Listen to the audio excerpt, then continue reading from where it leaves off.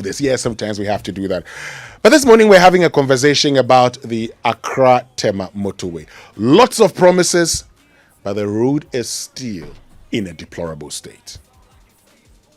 Amakwata said the reconstruction was going to start in November 2021. Any moment from now, and we are going to turn the motorway into 6 lane. He promised the reconstruction will commence August 2022. Those who do not know what is happening here should keep quiet, okay? Every morning you wake up to the Coffee in your cup and joy on the set. The Super Morning Show is always the best bet on Joy 99.7 FM. Well, so you heard the Roads and Highways Minister. He says we should stop the talking. We don't know what's happening. Well, we've been talking about it since 2021. This is 2023. Nothing on the road. And the users are complaining. It's a death trap. Because look at it, you can't call this potholes. My name is Noah Tekpe. The road is very, very bad. We are suffering in this road because they are not doing the maintenance.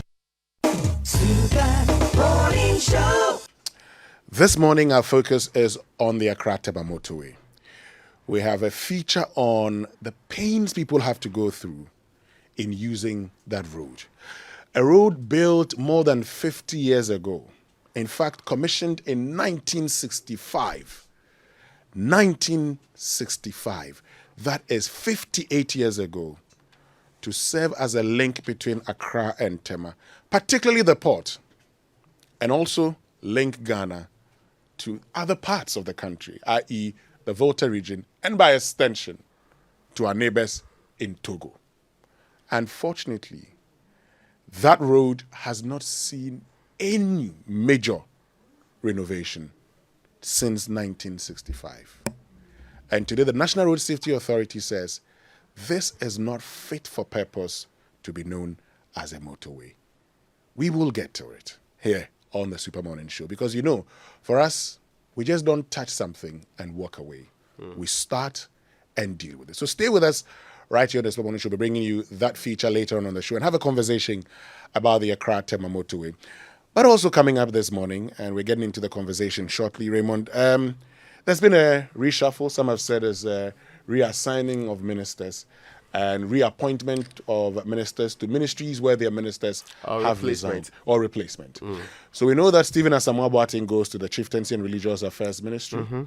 We know that Katie Hammond goes to the Trade and Industry Ministry. And also Brian Achampong goes to Food and Agriculture.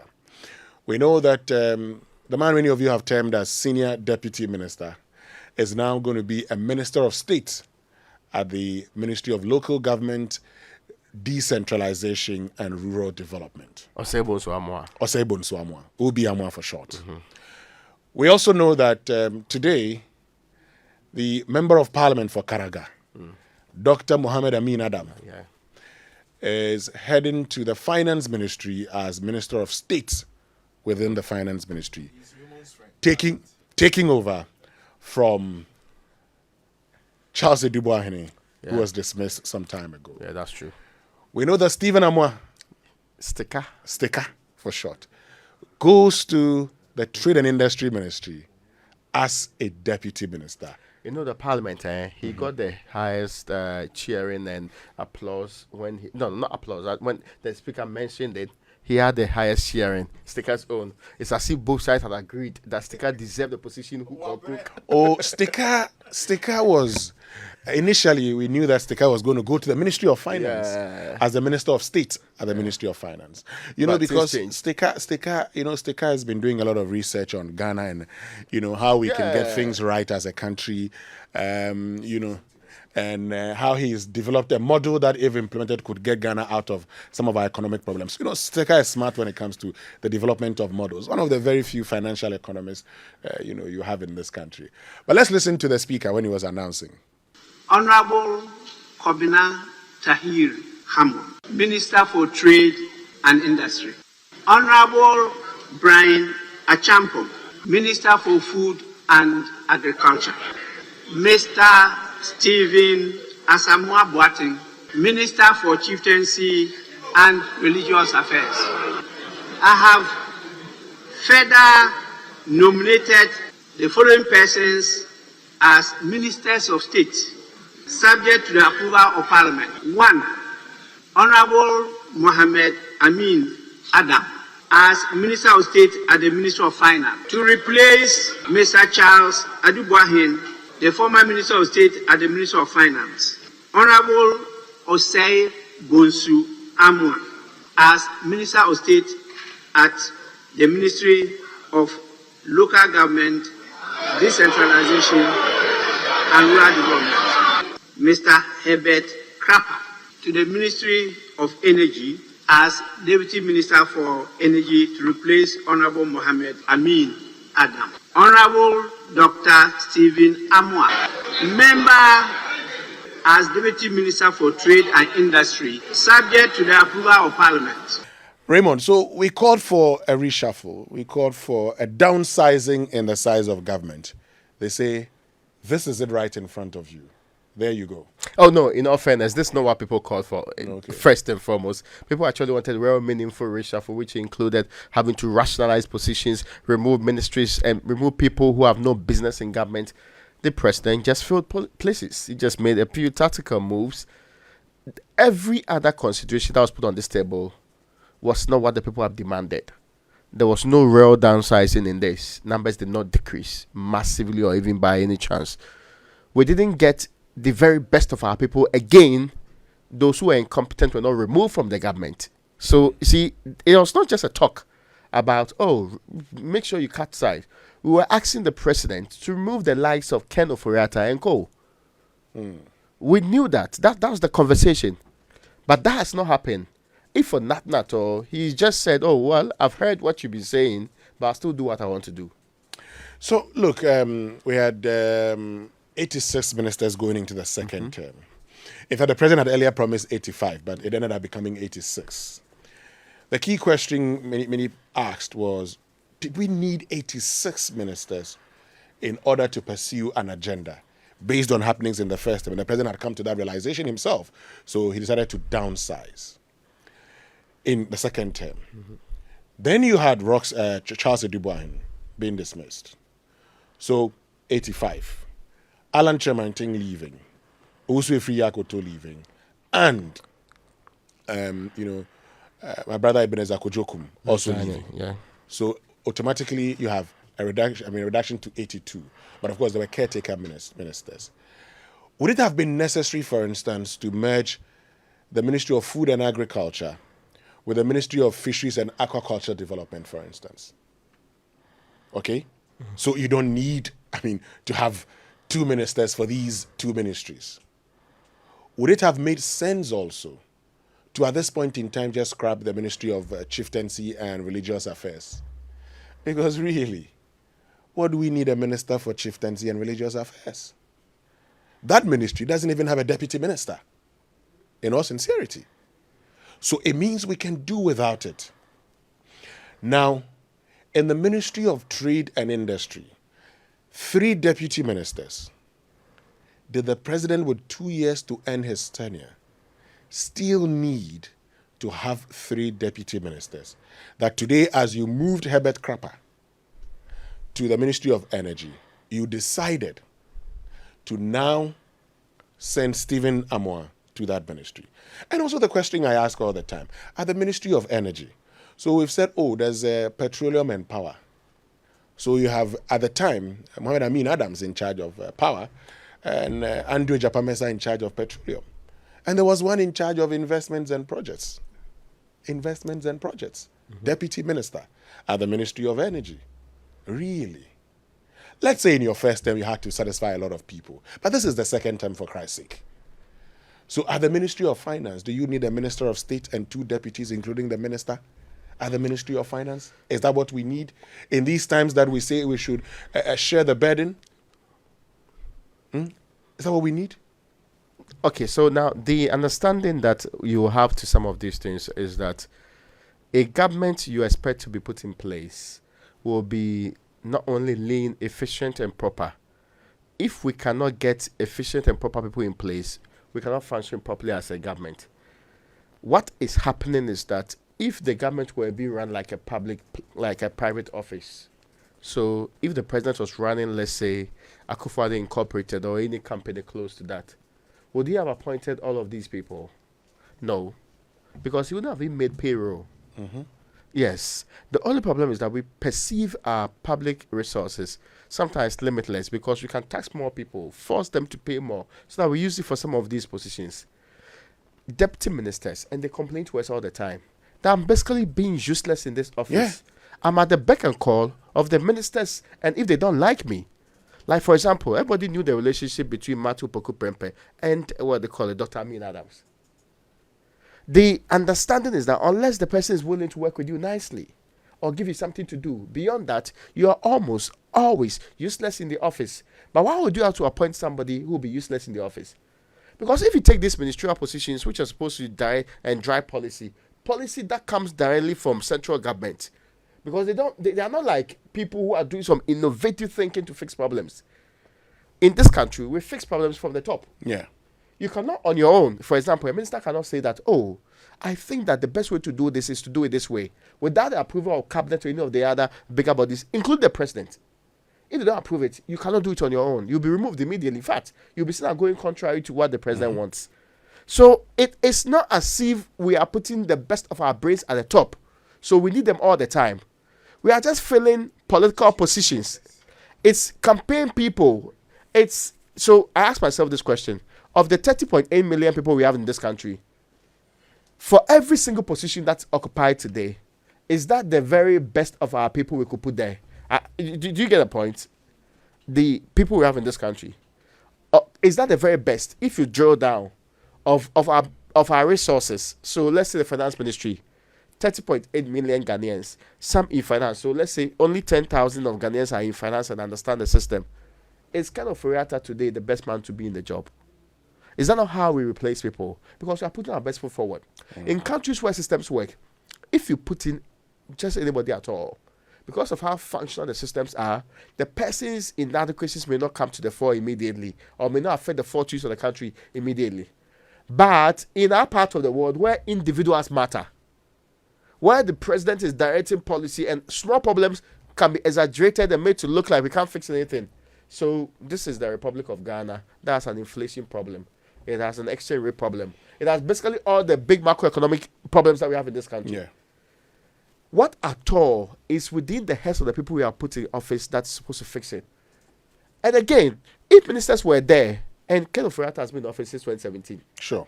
If we gave Ken Ofori-Atta the specific duty, improve the economy, if inflation gets to this level, you're out. Would he still have been in office? It's because it is political, appointments to, make people feel good. That you helped me out. You contributed to campaign. You did this. You did that. So we have to make you feel like, oh, you're part of the system.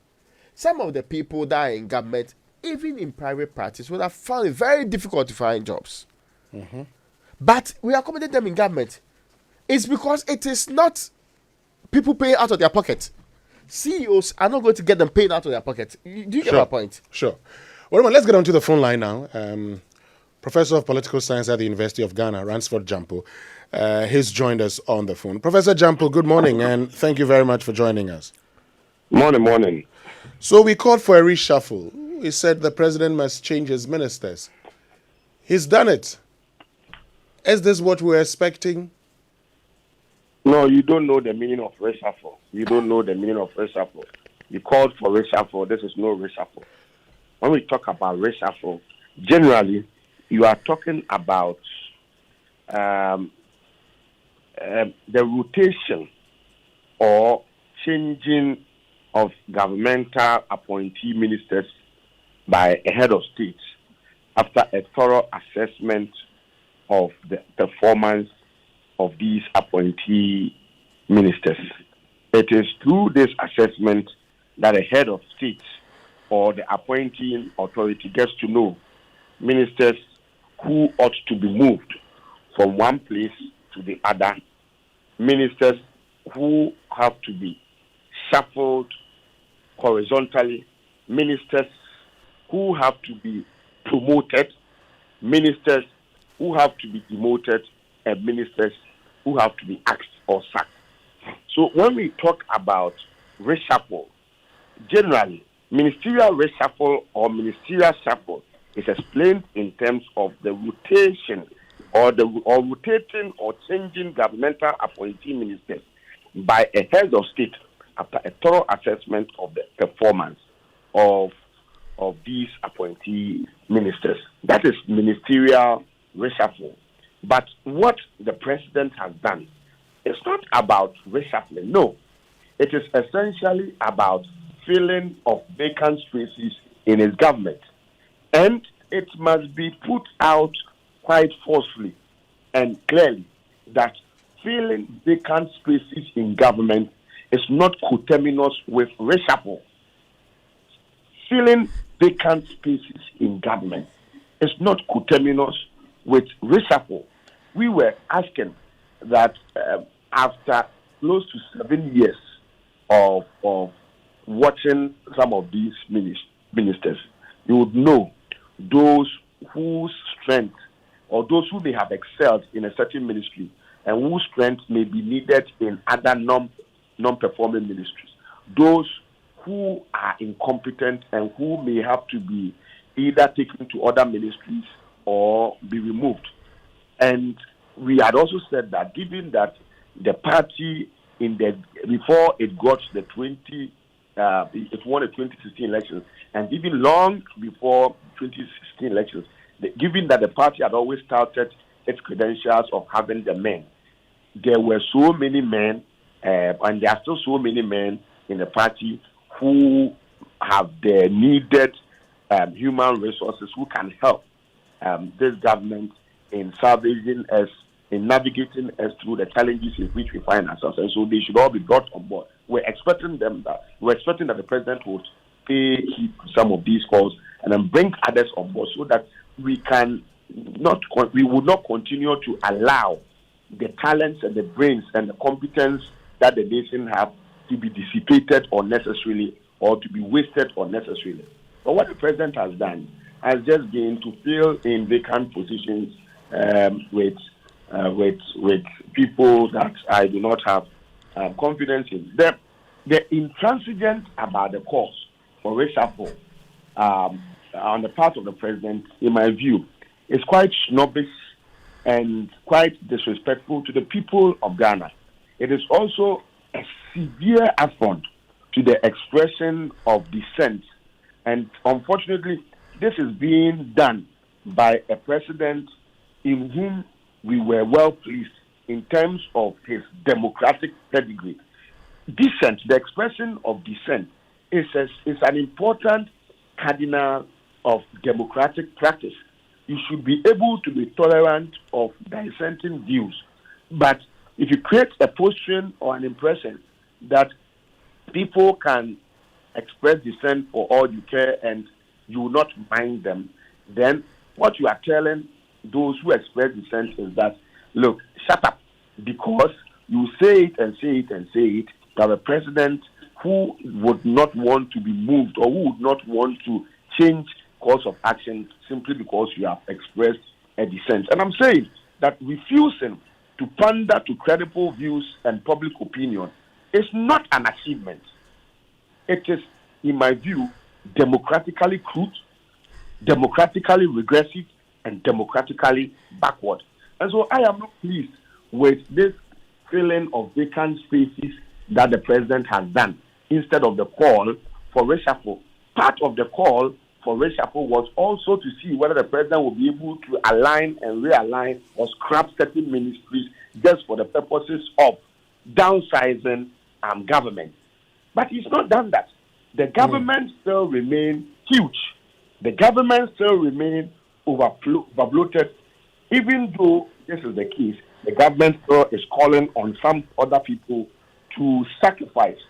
But how do you ensure that this call for people to sacrifice gain acceptance when you yourself, you are not willing to sacrifice? I lead a labor union and I say that we have never heard this call for sacrifice. We have heard them talking about it, but we are not hearing them because we can only sacrifice in the kinds of demand that we made on the state when we know that the government and the president has demonstrated or has showed leadership in showing that they themselves want to sacrifice. And one key way of demonstrating that you want to sacrifice is to downsize the government and not to be filling vacant spaces in government and be creating an impression that a reshuffle has been done. And talking about, filling vacant spaces, there's been, for instance, you've seen Herbert Krapper move from Trade Ministry, to the Energy Ministry as a deputy minister. You've seen Mohammed Amin Adams, leaving the Energy Ministry as a deputy minister to the Finance Ministry, now as Minister of State. And Obi Amwa, from deputy local government minister to Minister of State at the Ministry of Local Government, Prof. These are not the real decision takers. And this is tokenist. This is just a measure to throw dust into the eyes of people. You're talking about ministerial reshuffle. It's not about moving deputy ministers around. That is not what we are asking for. Please, let's not say some of these things to create an impression as if something better has been done. What has been done is not reshuffle. What has been done is not about downsizing government. I think the president has been too much intransigent and about this call for reshuffle. And it's important that we tell them that, look, this is not what democracy is about. Democracy is also about pandering to public opinion. You see, one of the mechanisms for demanding accountability is for you to listen to public opinion. It appears that in many developing democracies, the only mechanism for exacting accountability from duty bearers is through the conduct of elections. But after elections have been conducted, in the inter-election period, we don't have to perpetuate what we call departicipation among the citizenry. What we have to do is to create multiple channels through which people can still demand accountability even before or even after elections have been conducted. And one of the channels is the expression of dissent. And when dissents are expressed, and it is not coming from just people who are political detractors, it is not coming from people you can describe as political opponents. It is coming from credible voices. It's coming from people within your own government, coming from people within your own party. It's coming from civil society, opinion leaders, eminent people, and ordinary people. And you tell us that, look, you can say it and say it. It creates an impression that you are an affront to the expression of dissent. And this shouldn't be the portrait of a man that we were so much impressed about his democratic pedigree and his credentials that swayed many people in giving him the nod as he went about soliciting for their votes. We knew President Akufo-Addo as a Democrat, and if you're a Democrat, you should also give respect to the expression of dissent. And sometimes these expressions of dissent must find their way in shaping what you do, and not to be creating a facade.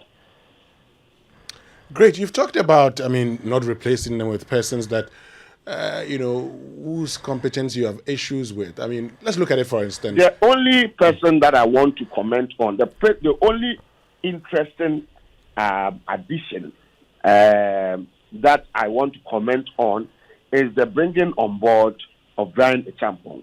If you would look at Ghana's political history, those who have done so well in the agricultural sector have always had military background.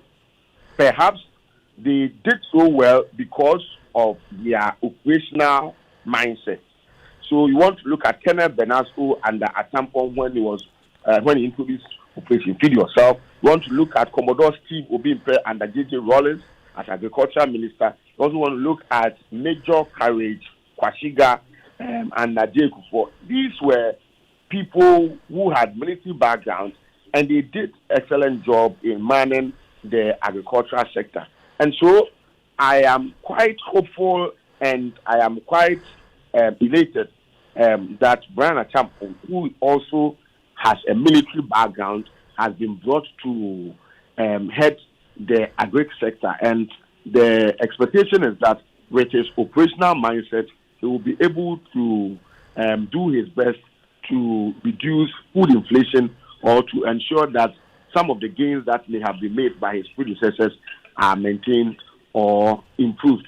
Beyond Brian Gyampo, I do not have confidence in any of the additions, please.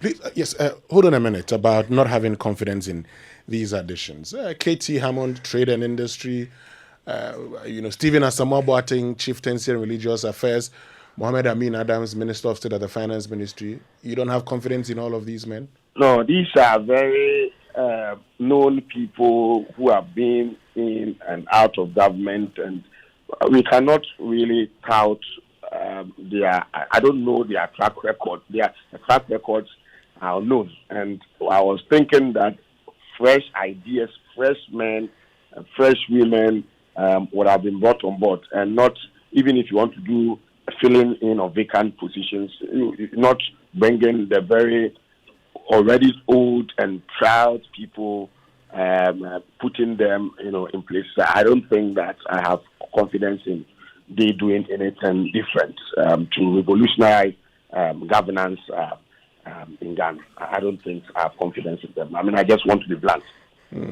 You asked the question, if you talked about having the men, you should be able to replace them. Could it also be that the president doesn't seem to see the men that we believed they had? Well, if he doesn't see the men, wasn't it he himself and his contemporaries who went about saying we have the men? When the late Ali Umama started this cliche of we have the men, you didn't hear him dissociating himself from that statement or from that cliche that, look, we don't have the men, and so stop touting that. We didn't hear him saying that. So one of the factors that played into the benefit of the MPP as they sought political power was the belief that they shaped in many Ghanaians that, look, they have the men who will be able to handle governance. Clearly, what is going on contradicts that cliche, and it is worrying. But I want to believe that, you speak to people behind the scenes, and the kinds of things they tell you, very brilliant, very intelligent, and all that. But these are people who, up to now, have not been given an opportunity to bring their expertise to bear on the governance process of the country. And so it is an unnecessary dissipation of national brain and talent to fail or to refuse to do any serious and meaningful reshuffles. Great, but you've talked about reduction in the size, and some have also said, and you've talked about being in the Labour Front. Finally, some have actually made the point also that maybe it's time Labour began advocating this the more, because it looks like we've been advocating it. I told you I lead a Labour union, the University of Ghana here, and we've always said that at various negotiations you have government ministers almost on their knees begging. Times are hard. And we tell them we understand. Times are hard. But if times are hard, leadership must always be done by example. You demonstrate in your own position that times are hard. You demonstrate that you want to sacrifice. If you want to sacrifice, then we would also understand and sacrifice. We go, we listen to them, we go and tell our constituents that the government says times are hard. And they begin to laugh at us. That if times are hard, what is the government itself doing to show that times are hard? You cannot eat, and then your tummy will blossom, and then you loosen your belt, whilst you call on your children to tighten their belts when they are hungry. It doesn't work like that. And so I'm saying that we are in economic miserization. We have challenges with our economy, and the calls will keep coming. Labour should continue to sacrifice. Labour should demonstrate some patriotism and concern for Ghana. We are willing to do this only if and only if the government itself that makes these calls is also willing to demonstrate that it also wants to sacrifice.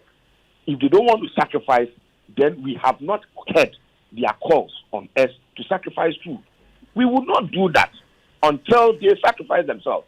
And I'm saying one of the means of demonstrating sacrifice, it may be a token approach. It may not mean much, but at least go on to hit the call of people that downsize your government. Go to America and look at the number of ministers they have. Go to UK. Go to Japan. Go to other developed countries. Look at their population. Look at their national wealth. And look at the number of ministers they have. We made a lot of fuss about the size of government in previous administration. And it came in to bloat your government. And people are saying that times are hard. And so just reduce it. But you don't want to listen. I mean, this kind of intransigence is democratically backward. All right, Professor Ransford Gyampo, thank you very much for joining us. Pleasure. And that's Professor Ransford Gyampo, Professor of Political Science at the University of Ghana. When we return after these messages, we're going to be activating the phone lines for you. And we're asking you a very simple question. Were your expectations met in this reshuffle? Well, Professor Gyampo says rotation of ministers. The Daily Graphic says one has been reshuffled, yes. Others elevated. The phone lines have been activated now on 0302-216-541 or 055-1111-997. Were your expectations met? Yes, you called for it. Did the president deliver on the call that you made? Or, like Professor Gyampo, you believe this is intransigence and the president should have done the reshuffle? The phone lines have been activated now. 0302-216-541. 0302-216-541. And then 055-1111-997. 055-1111-997. Let's get on to the phone lines now. Ni from Asylum Down. Good morning. Good morning. Yes, Ni. How are you? I am fine. I think our president has run out of ideas. I can't hear you. If you could kindly speak up a bit for us. I think our president has run out of ideas. Hello, I think he has run out of ideas. Okay. Cool. Yes. Because the inclusion of Katie Hammond in this new list is just not it. Like, the president doesn't care what we think. Even if the finance minister puts in a resignation, you will see the joy in the country. Put other people forward to lead all these negotiations. But I think I think he knows it will be politically unwise for him to do that. For your finance minister to leave you, it's disaster. And it's going to open up all the cans of worms that they've kept there. So, in there, I just continue to be disappointed. But, I mean, we have to also continue to pray for them. Okay. Right. Thank you very much, Ni. Let's go to Osu. Francis, good morning. Good morning. How are you doing? I'm doing well. How about you?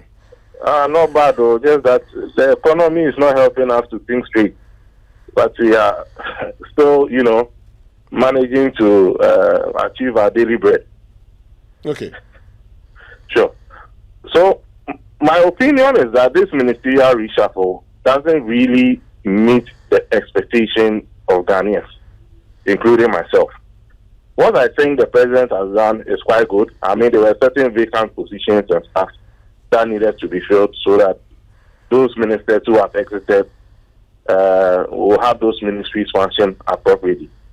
But in my expectation, if it was really a ministerial reshuffle, then we should have seen about 2/3 of the ministers being reshuffled. And like the good professor said, maybe some of them will be demoted, others will be promoted, others will be moved to other places. But if you are just, appointing a few new ministers and just rotating one or two of them, it doesn't really meet the expectation of, a significant ministerial reshuffle. So that is what I will say. Okay. Thank you very much, Francis. Papa Bisi, good morning. Listen, good morning. How are you, my brother? May God bless all of you for doing a job for Ghanaians. In the first place, my brother, it's really serious when a government that is looking at people who the government has already put in a suffering position, like the bondholders, to bail you out of this IMF something to help you in this debt exchange program. And by you, that you have the opportunity to show to Ghanaians that yes, you are ready to downsize your government. Are you getting my point? Mm-hmm. By not replacing people at certain places or bringing new people to occupy. For instance, when this guy was sacked as a minister of state, is that not it? He was sacked. Eduboahin, yes, he was sacked. Eduboahin. Why do you have to bring in another person? Why do you have to bring in another person? You are trying to tell us that you are stubborn. Are you getting my point? You are trying to tell Ghanaians that you don't give a damn about them. And this is really, really sad. Very, very sad. And you are forcing people, coercing them, using some means, the bondholders, to be part of your debt exchange program. Oh, no way. After you created the mess by doing new voters register, by flying and bathing in air in an expensive jet. All right. Thank you very much, Papa Bisu. Let's get to Latte. Papa Ansa, good morning. Good morning, historian. Yeah, Papa Ansa. How are you? Happy New Year. Happy New Year too. And happy to the morning team. Okay. Is it this reshuffling? Yeah, I see it as disrespect and shameful to Ghanaians. Because the president is not listening to even the multimedia. As I speak with you, you can bring in Kojo Oponkroma. Oponkroma will come and defend what the president has done. Meanwhile, the ordinary Ghanaian is looking up to the president to cut down the size of his government. Historian, I'm asking one question. So with this hardship that the finance minister says we should all come together to make the economic work, at the end of their 4-year term, would they be giving ex gratia? Historian, that's my question. Would they be giving ex gratia? Well, let's all of us answer that question. Thank you very much, Papa Ansa, for that question. Let's go to Tema. Joseph, good morning. Good morning, Uncle. I hope you're doing well. I'm fine. Yeah, my few questions I want to ask is, but before you ask your questions, let me ask you mine. Were your expectations of a reshuffle met? To some extent, yes. Okay. And I want to know, when they say you should get one or more ministers in a certain sector, is it because of the size of the ministry or the work over there is huge to the extent that we need more than one minister to handle? Because my issue is that the minister just supervise. We have those people who are working in the ministry. So you have to supervise. So why do we have to get more than one minister to control a certain sector? This is my question. Okay, we'll address that for you later on. Let's go to Goma. William, good morning. Oh, good morning, my ancestral mate. How are you? I am fine. I believe you're fine too. Thank God. God is keeping his children. Is this the kind of reshuffle you're expecting? Have you ever expected that the Eiffel Tower in Paris will be relocated to Accra one day? Oh, no, I haven't. Okay, so that is it. Expecting Akufo-Addo to do anything is like expecting Eiffel Tower to come to Accra. Tell Mama I agree here, okay? Okay. Thank you. Thank you very much, William. Christine Kaswa, good morning. Yeah, good morning, Mr. How are you? I'm fine. Oh. Were your expectations met? Yeah, no. I can easily say that this government is prior government. So they just do anything to see whether things will work. How do you take this everyone and man out of office and then you replace? If you look at this reshuffle, I don't know whether it's reshuffle. When we are telling you reduce the size of the government, we are not bringing in what you are saying you are Okay. Well, Chrissy, thank you very much. Let's head to Kuntunse where Sam is. Sam, good morning. Good morning, Kodo. Yes, Sam, Winston here. Were your expectations met? No, please. Why? This is not a reshuffle. This is just moving people from one wheelchair to another. I think that the president is actually insensitive to our plight as people of Ghana. The very important thing he's supposed to be doing is our call is that the finance minister should be removed from there. There are people in the system who are supposed to be taken out. Unfortunately, he doesn't want to listen to us. So we are where we are because we have a president who doesn't listen to the people of Ghana. This is my contribution this morning. Have a blessed morning. Thank you very much, Sam. You can also join us on 0302-216-541 and then 055-111-11997. I'm asking a very simple question. Were your expectations met with the ministerial reshuffle or rotation, as some may term it, or reappointment, or no appointments, as some have also called it? Claude is in Tema. Good morning, Claude. Good morning, Winston. Claude, expectations met? Not at all. Not at all. Why? You know, I was thinking that government was going to do a restructuring of the ministry's ministerial appointments, not a reshuffle. We've talked about merging some of the ministries, like Agri Fisheries. Fish was under Agri. It was separated. Chinese are told catching fish in our control them. They came and brought some foreign tilapia into the all our fishes, and we still have fishes commission with the minister in charge. In a great, we cannot have enough poultry, destroying our poultry farms. We import all our cattle from Burkina Faso. We cannot eat our. Claude, we seem to be losing you. If you could reposition yourself and make the point. Hello? Yes, I think it's better now. Go ahead. Yes, I was saying that when it comes to our Greek, Go ahead. Okay, I think we've lost Claude. Let's go to Tamale, where Issa is. Issa, good morning. Good morning. Yes, Issa. Were your expectations met? Yeah, my expectation was met. Okay. Yeah, because right from day one, we know the makeup of Akufo-Addo. We knew very well that the man is empty, and yet we voted for him. So this is the result we were expecting. We knew there was nothing good Akufo-Addo could do, and yet we gave him the mandate. So my expectation was met. Thank you. Thank you very much, Issa. Let's go to Pram. Yabua, good morning. Hello, Yabua. Hello. Yes, good morning. Good morning, Winston. Was this what you were expecting?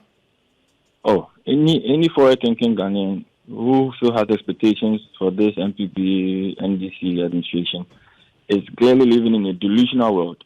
Now, look at somebody like Katie Hammond. We all saw what he did on the censure motion for the finance minister, clearly creating comedy on something very serious. Now, the same person that caused the trouble is at the helm of affairs, trying to really break people down. He's trying to kill families. And we are here and you give that man a position. Is it a reward or something to show that you helped us when we were in dire times? In this 1 year, what results are we really looking for? Charlie, let's stop this joke. Let's speak truth to power. These people have failed. The previous people who also came have failed us tremendously. So what are we doing as Ghanaians? Because there's no way we are going to change it because these people don't want to listen. But what we can do next coming elections is to vote wisely. Let's move from our monotonous inclination to vote according to tribe, color, or race, and let's get pension Ghana working again. We'll only do that when we put neutral people there. The country is filled with politically inclined people who leech. They are like parasites. When we push these people to the curb, the country will breathe. Ghana or Behumi, because they have people in places who are not working. Come on, Deputy Minister on to me run the economy now. You need somebody to come and overshadow him. And Agric Minister on Okoda. Is he the one going to read? Come on, let's face facts. Anybody that has expectations for this government is living in a delusional world. They simply don't have the answers for us. Thank you very much. Thank you very much, Yabua from Pram. Bishop in Asante Mampa will be a final caller for now. Bishop, good morning. Winston, good morning. Yes, Bishop. Winston. Bishop. Whether expectations are met or not, that's not what I want to comment on. Politicians will always say they are the same. Just like you started this morning. When they are in opposition, they have the best of ideas. When they get power, whether absolute power corrupts and corrupts absolutely or not, we don't know. But what I want Joy FM to do, this project, please, Joy FM, try and help us. Go back to 7th January 1993 to date. Ministerial Reshuffles, whether dismissals, sacking, changing of ministers, DCs, and what have you. And check and see, anytime they are changed, whether their salaries cease. Whether their salaries, I'm serious about this. Whether their salaries cease. And when the 4 year or 8 years comes, whether they are paid ex gratia or not, you find out wonderful revelations, mind-boggling ones. Some moved, but they are just pushed to some corner, hidden from the public view, but the salaries are paid, and then they get ex gratia. Please try and make this project a Joy FM project, and then you will see what will happen. Thank you very much, Bishop in Asante Mampa, who will be our final caller for now. This is the Super Morning Show on Joy 99.7 FM.